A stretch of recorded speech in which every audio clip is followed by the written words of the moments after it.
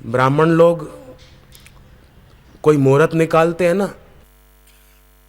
तो पंचांग में 5 चीजें देखते हैं, फिर उसके आधार पर हमको बताते हैं कि ये काम आप इस तिथि को करो, इतने बजे करो। तो 5 चीजें कौन कौन सी देखते हैं पंडित लोग?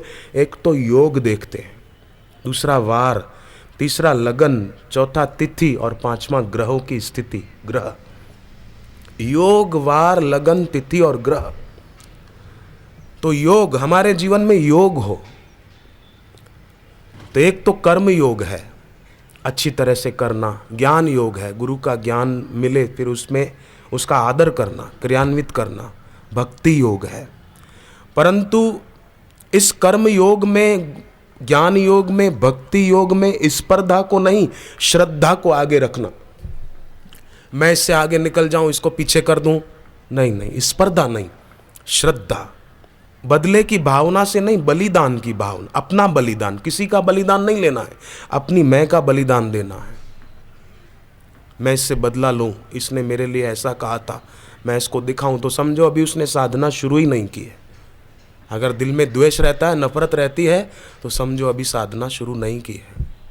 तो बोले कोई अगर ऐसा हो तो हम उसके प्रति रखें, हम न रखें, हम उसकी उपेक्षा कर दें, हमारे लिए है ही नहीं।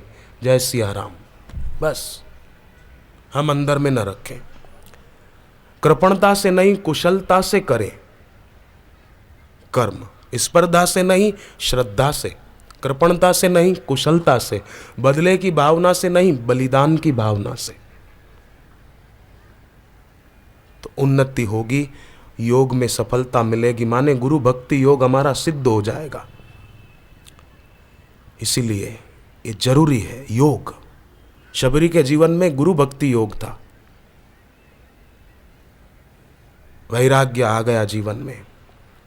तो लगन, ऐसी लगन लगे गुरु नाम की, हरि नाम की, बस हम बैठे न जब भी शांत होकर, तो कोई वस्तु व्यक्ति का चेहरा ना आए, शांत, कुछ नहीं। और अगर कुछ आए तो सब भगवत रूप है, ऐसा भाव। दीक्षा लेकर अंतर्मुख होकर साधना करें और कभी ध्यान योग शिविर में आए तो सचमुच बहुत अच्छी यात्रा हो सकती है आध्यात्मिकता की। तो लगन लगे। और वार, वार का अर्थ गुरु पे एतबार करें, विश्वास करें, खूब भरोसा करें। और ग्रह, कल बताया था वो ग्रह के बारे में।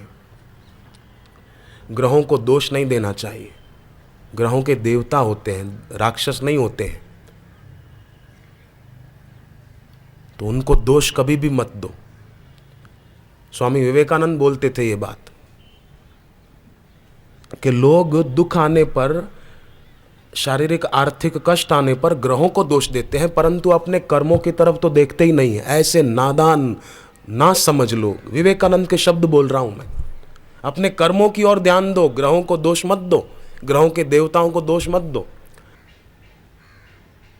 भगवतीय बल का सहारा लें। दुर्योधन ने बाह्य बल का सहारा लिया तो 100 कौरवों में से बचा एक भी नहीं। पांडवों ने भगवतीय बल का सहारा लिया तो 5 में से मरा एक भी नहीं।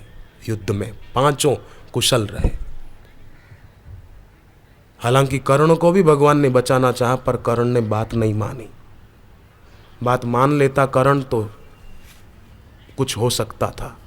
तो जो बात मान ले, जे एक गुरु की सीख सुनी, गुरु की एक सीख सुन के उसको मान ले बस, और लग जाए। मुझे चैम्बूर की एक माता जी ने बताया था कि उन्होंने आनंदमयी माँ से दीक्षा ली हुई थी, और आनंदमयी माँ ने जब शरीर छोड़ा तो उनको बहुत दुख होता था, बहुत। तो एक रात को आनंदमयी माँ ने सपने में दर्शन दिए और बापूजी के तरफ संकेत करके कहा कि बेटी अब तू यहाँ जाना, तेरी साधना जरूर बापू के पास ही पूरी होगी, जा जा। ऐसा संकेत स्वप्ने में। आनंदमयी माँ जो ब्रह्मज्ञानी थी, तत्वज्ञ थी, जीवन मुक्त विभूति थी, उन्होंने उनको स्वप्न में प्रेरणा दी। फिर उसने आकर बापूजी से दीक्षा ली और उनकी जो कई शिष्याएं थी उनको भी सूरत के आश्रम में मंत्र दीक्षा दिलाई। अंतर्मुखी होना है। अंतर्मुखी सो सदा सुखी। सूरजमुखी फूल दिन में खिलता है, रात में नहीं। चंद्रमुखी रात को खिलता है, दिन में नहीं। पर अंतर्मुखी सदा खिलता है, क्योंकि उसकी मुस्कान किसी के अधीन नहीं होती है, स्वाधीन होती है।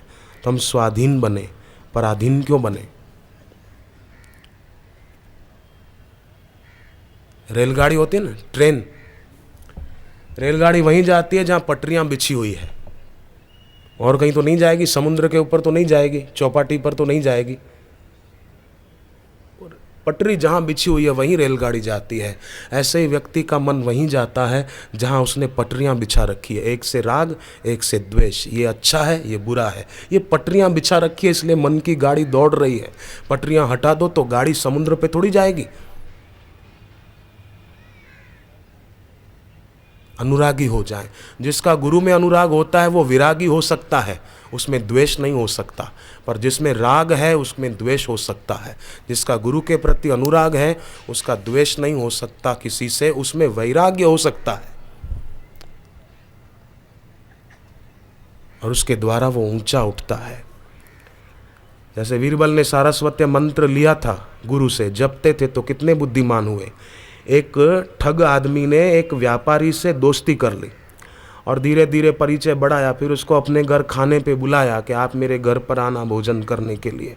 व्यापारी सीधा साधा गया, थोड़ा खाया पिया, फिर घर को लौट गया। बाद में वो ठग एक दिन व्यापारी के पास गया और कहा कि मेरा कीमती हीरा चोरी हो गया है, लगता है तुमने ही लिया है।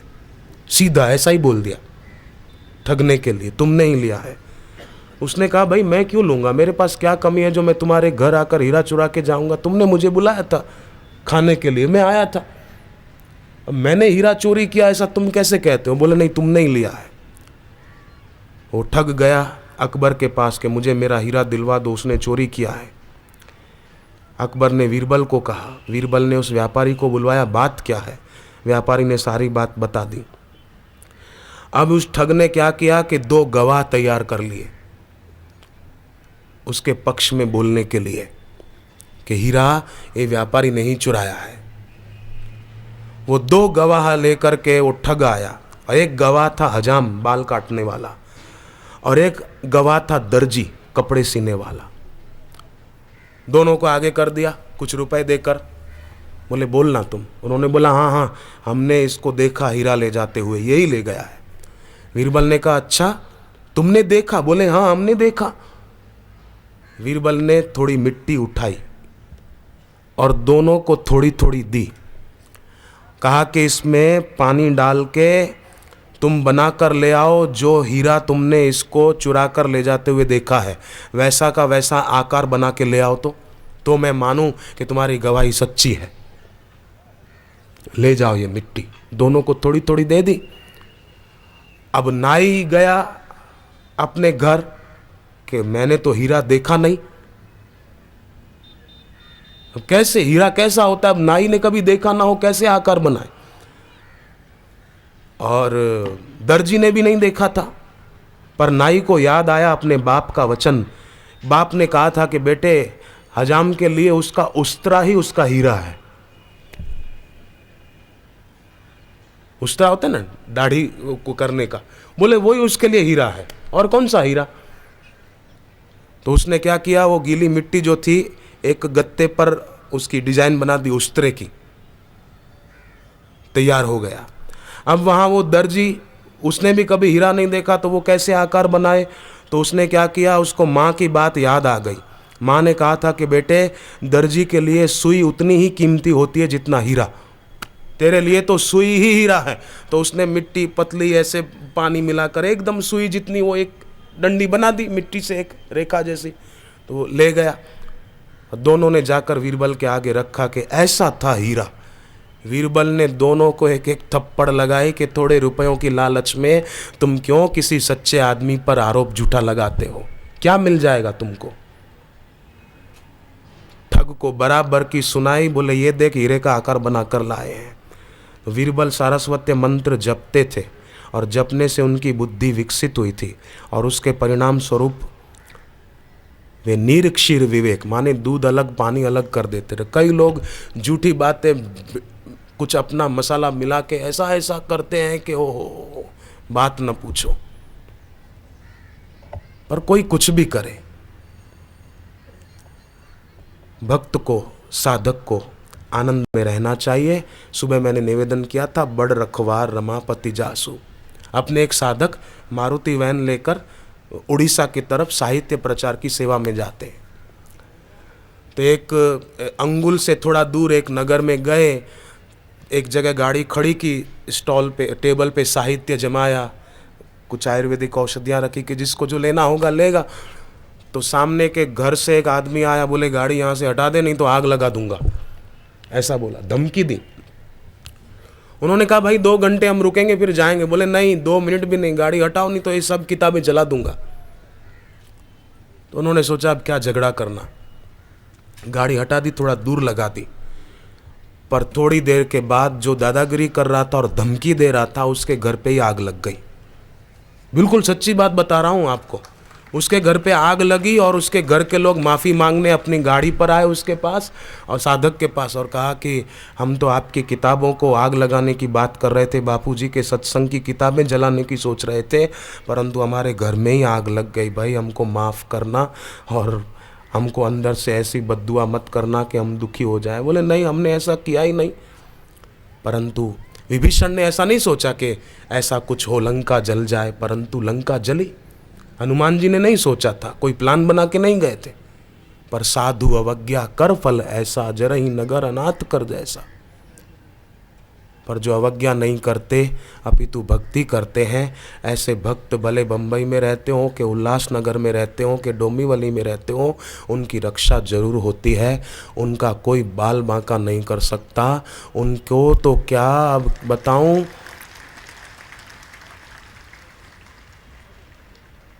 उनका बाल बांका नहीं कोई कर सकता, उनके घर का भी कोई बाल बांका नहीं कर सकता।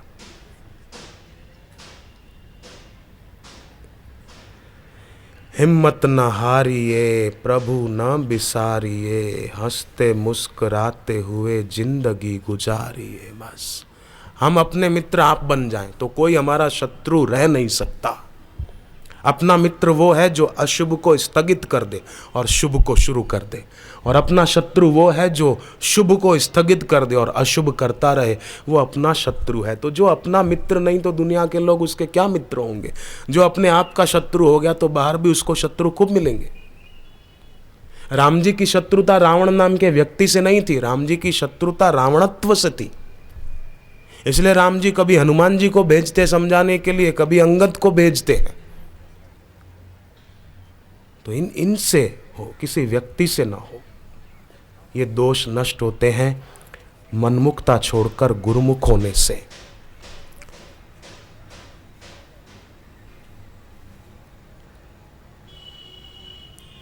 अमेरिका के एक साधक ने मुझे बताया, न्यू जर्सी में उनकी ऑफिस है। बोले हमारे कंपनी के 6 आदमी रोज कंपनी के काम से न्यू जर्सी से न्यूयॉर्क वर्ल्ड ट्रेड सेंटर की बिल्डिंग में जाते थे। रोज सुबह जाना ही था, उसके बिना कोई दूसरा उपाय नहीं, कोई विकल्प नहीं, रोज जाना।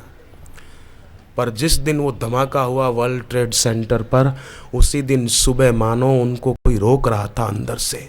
हमने ऑफिस में चारों तरफ बापूजी की तस्वीर लगा रखी है। मैं गया था उनकी वो ऑफिस, मैंने देखी थी, तस्वीरें देखी थी। बोले मानो बापू रोक रहे थे कि आज मत जाओ, आज मत जाओ, आज मत जाओ। फिर हमको हुआ कि नहीं जाना तो जरूरी है, पर बोले नहीं आज मत जाओ। और नहीं गए तो 9 बजे पता चला कि अरे अगर जाते तो न्यूयॉर्क से कहीं और चले जाते, न्यू जर्सी लौट कर नहीं आते। परंतु बच गए। बड़ रखवार रमापति जासु। गुरु के चित्र से प्रेरणा मिली। जहाँ गुरु का चित्र होता है वहाँ गुरु का अस्तित्व होता है। ये तन न साथ देगा, ये धन न साथ देगा, सदगुरु बिन जहाँ में कोई न साथ देगा, कोई न साथ देगा। देवगुरु बृहस्पति जी ने युधिष्ठिर को कहा था कि युधिष्ठिर, जब जीव की मौत होती है तो उसके साथ कोई नहीं जाता, धर्म जाता है। और धर्म का अर्थ कोई हिंदू धर्म, इस्लाम धर्म, ये इतनी संकीर्णता में जीने वाला मैं नहीं हूं। धर्म का अर्थ बड़ा व्यापक होता है, वो तो अभी विस्तार करने का समय नहीं है इतना, पर एक सीमित नहीं, धर्म के नाम पर झगड़े नहीं। ये तन न साथ देगा, ये धन न साथ देगा, सदगुरु बिन जहां में कोई न साथ देगा, ये पक्का कर लो।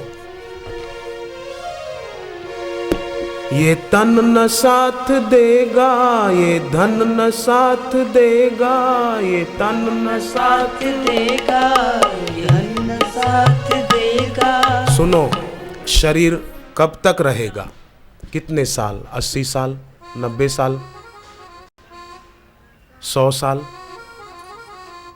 कलयुग में तो बेचारे कई लोग देखो ना, 60, 70, 75 साल की उम्र होती है, हार्ट अटैक हो जाता है, मर जाते हैं। नहीं, हार्ट अटैक आ गया, किडनी, आजकल किडनी का रोग कितना बढ़ रहा है। मैं प्रार्थना करूं, मेहरबानी करके अपनी किडनी को, लीवर को स्वस्थ रखो। कभी कभी गोचरण अर्क खाली पेट पियो, और सुबह सुबह बाजारों के पिज्ज़ा, बर्गर, समोसे, ब्रेड पकोड़े, आलू की टिकिया, ये खाली पेट में मत डालो।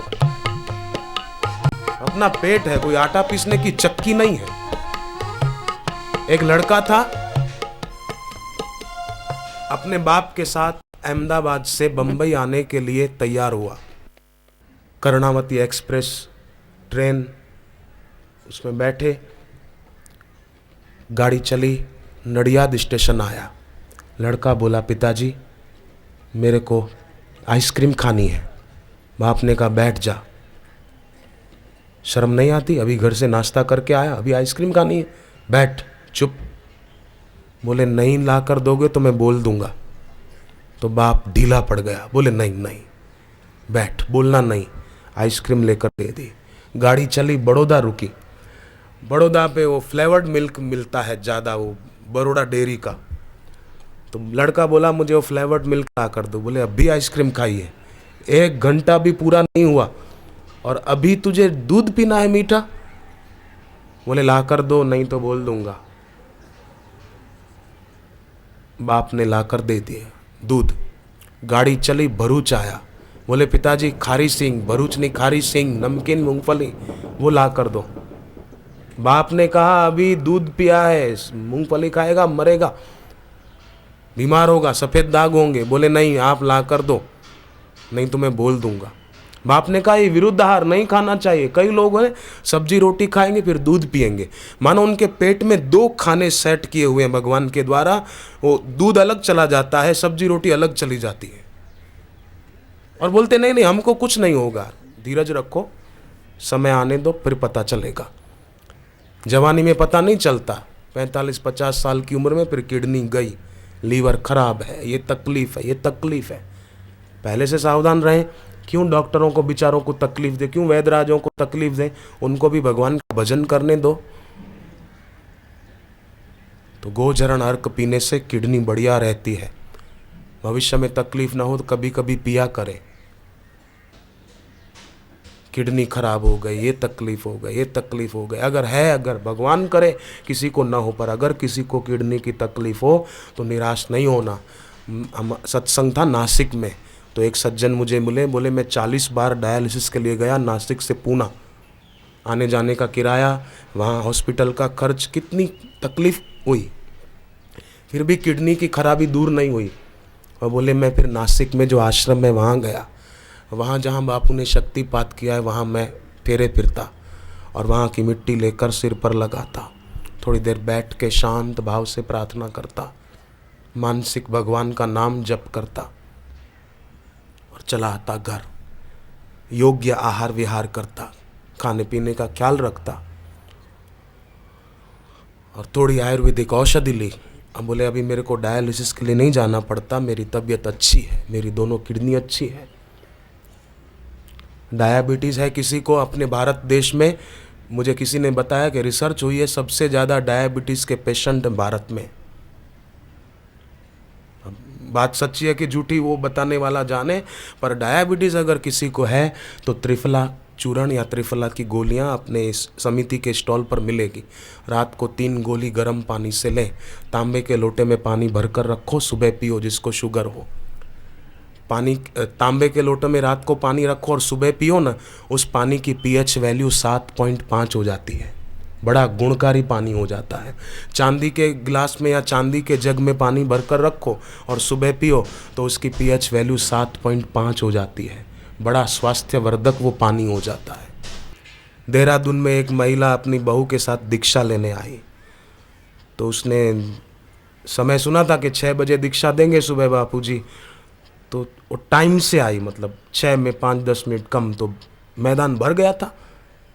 दीक्षा लेने वाले तो कई 2 बजे आके बैठ जाते हैं, रात को 2:30 बजे आके बैठ जाते हैं। तो देहरादून में वो महिला अपनी बहू के साथ दीक्षा लेने को आई, पीछे ही उसको बैठने को मिला। दीक्षा ले ली, मंत्र गुरुदेव ने दिया, जप करने को कहा। तो उनके मन में था कि निकट से एक बार दर्शन होते ना तो जरा आनंद आता। अब गुरुदेव ने क्या किया, दीक्षा देकर मंत्र जपने का आदेश देकर बापूजी अपने आसन से उतरे और पैदल चलते चलते पंडाल में एकदम पीछे जाकर खड़े हो गए। तो लोग तो आंखें बंद करके जप कर रहे थे, एकदम पीछे जाकर बापूजी खड़े हुए और कहा कि 10-15 लाइन के लोग घूम जाओ। वो घूम गए तो वो महिला सबसे पीछे बैठी थी, वो जो ही घूमी तो एकदम सामने ही गुरुदेव थे और उसने तो चरण में प्रणाम किया सिर रखकर। तो कैसी भावना पहुंचती है।